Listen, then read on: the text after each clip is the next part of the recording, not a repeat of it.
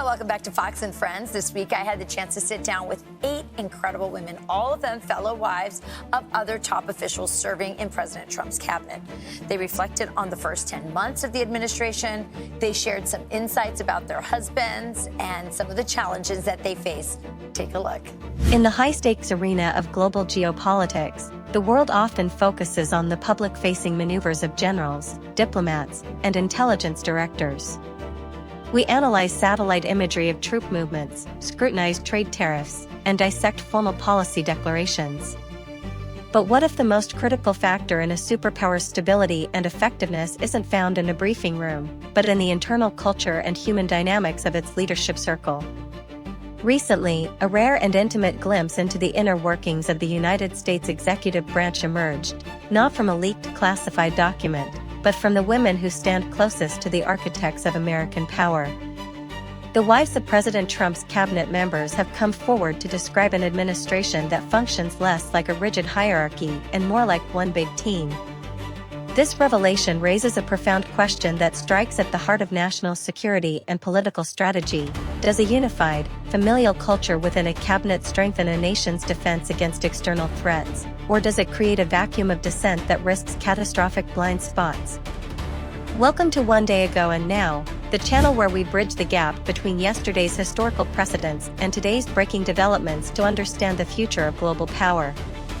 Today, we are going deep into the mechanics of the Trump administration's internal cohesion, the psychological warfare of political optics, and the implications of this team approach on the world stage. Is this the ultimate model for a resilient government, or a dangerous departure from the traditional checks and balances of executive advisory? To understand why this one big team narrative is so significant, we must first look at the historical context of the American cabinet. Historically, the cabinet has often been a team of rivals. This concept, famously popularized by Abraham Lincoln, suggested that a president is best served by filling his inner circle with his strongest political opponents. The logic was simple: by surrounding yourself with people who disagree with you, you ensure that every policy is stress-tested, every weakness is exposed, and no single ideology goes unchecked. However, this model often led to internal sabotage, leaking of sensitive information to the press, and a paralyzing lack of decisiveness during times of war or economic crisis. Fast forward to the modern era, and the cost of internal friction has skyrocketed. In an age of cyber warfare and instantaneous information flow, a divided administration is a vulnerable administration. Intelligence leaks often stem from disgruntled staffers or clashing department heads. When the left hand doesn't trust the right hand, secrets become currency for internal leverage.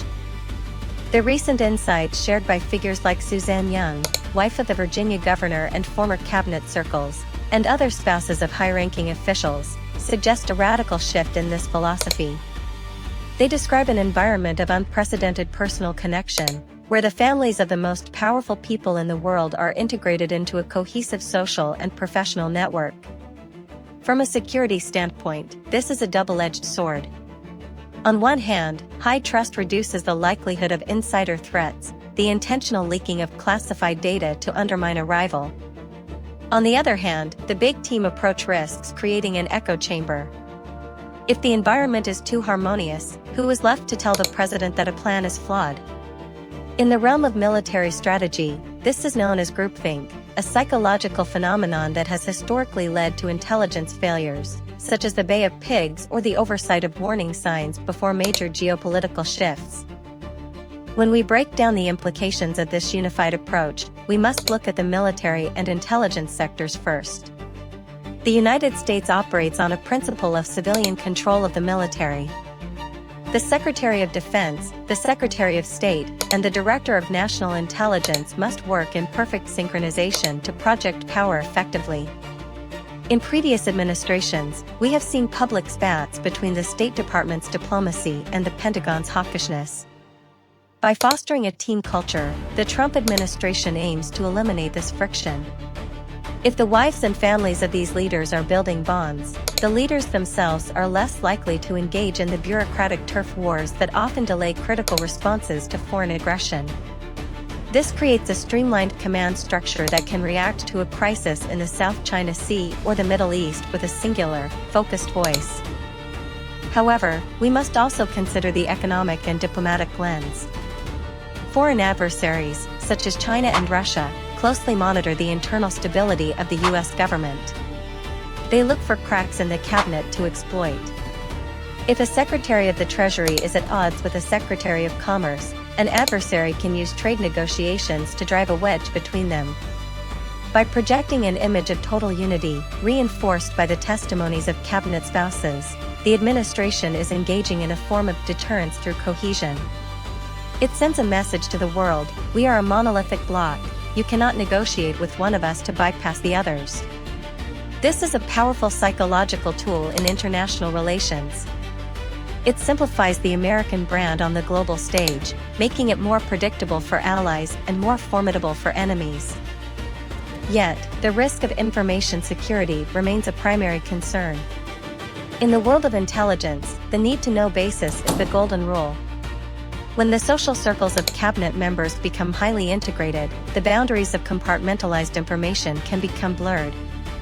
While the wives' accounts emphasize support and morale, a professional analyst must ask if this closeness leads to informal discussions of sensitive matters in non-secure environments. History shows that some of the most damaging intelligence leaks occurred not through malicious intent, but through casual conversations among trusted peers in social settings. The one big team approach requires an extraordinary level of discipline to ensure that personal camaraderie does not lead to professional lapses in security protocol. As we evaluate the potential scenarios for the future, we see several paths. In the most positive scenario, this unified approach leads to a golden age of executive efficiency.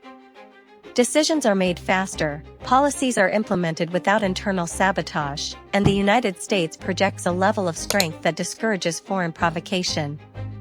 In this kitsch ban, the team model becomes the new standard for 21st century governance, replacing the team of rivals with a team of trust. This could lead to major breakthroughs in domestic manufacturing, border security, and space exploration, as every department pulls in the same direction. Conversely, a more negative scenario involves the erosion of critical oversight.